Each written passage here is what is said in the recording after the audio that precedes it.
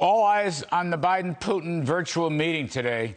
Could be a major superpower confrontation. In just a moment, we're going to hear from former Director of National Intelligence John Ratcliffe, who knows a lot more than I do and is going to help us pilot us through this fog of war.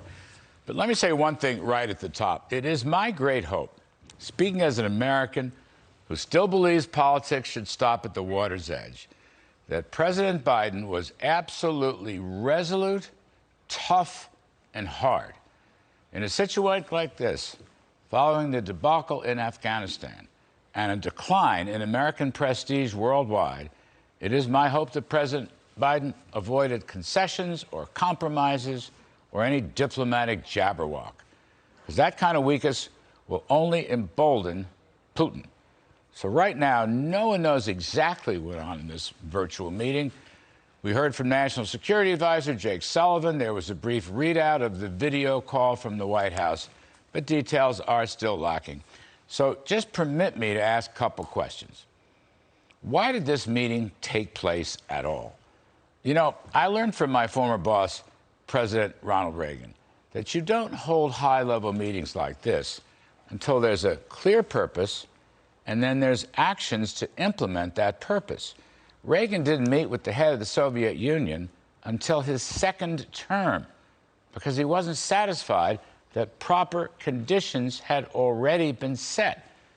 Now, it seems to me warnings about tough economic sanctions, although a good idea potentially, that can be delivered by the Secretary of State or the NSC advisor or an Assistant Secretary of State for Russian Affairs. I don't know why the two big guys had to meet. Second, why is all the language with respect to U.S. actions couched in the phrase, if Putin invades Ukraine?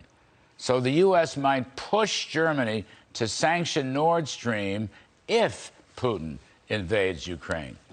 The U.S. will implement high-impact sanctions across economies and banking systems if Putin invades Ukraine.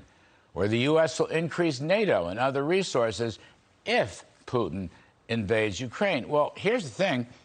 Putin is putting 175,000 troops on the eastern border of Ukraine, threatening an invasion, a coup d'etat, a massacre of Ukrainians. Who knows?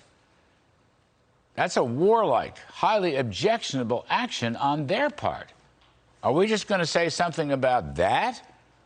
Nothing about this buildup of troops? Take a listen to this.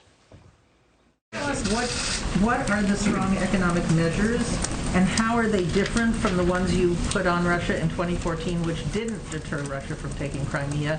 What are they, and why do you think they'll work better this time? I will look you in the eye and tell you, as President Biden looked President Putin in the eye and told him today that things we did not do in 2014, we are prepared to do now.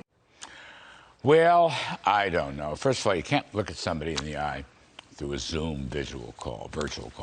But look, doesn't Russia still own the Crimea? Has anyone done anything about that in 7 years? Is that not part of this discussion? And finally, last point, as the late Senator John McCain once said, quote, Russia is a gas station masquerading as a country, end quote. Now, in terms of foreign and economic policy, that may have been John McCain's finest moment. So I got to ask, why is Biden favoring Putin's Russia instead of U.S. oil and gas producers? Even before today's meeting, why hasn't the Biden administration backed the Senate amendment to restore sanctions on all aspects of Nord Stream 2? That would have been a shot across the bow. That would have shown strength. It would have shown hard resolution. So I'm going to end like I always do, save America, kill the bill. But today, I'm going to add, save America, stop Putin.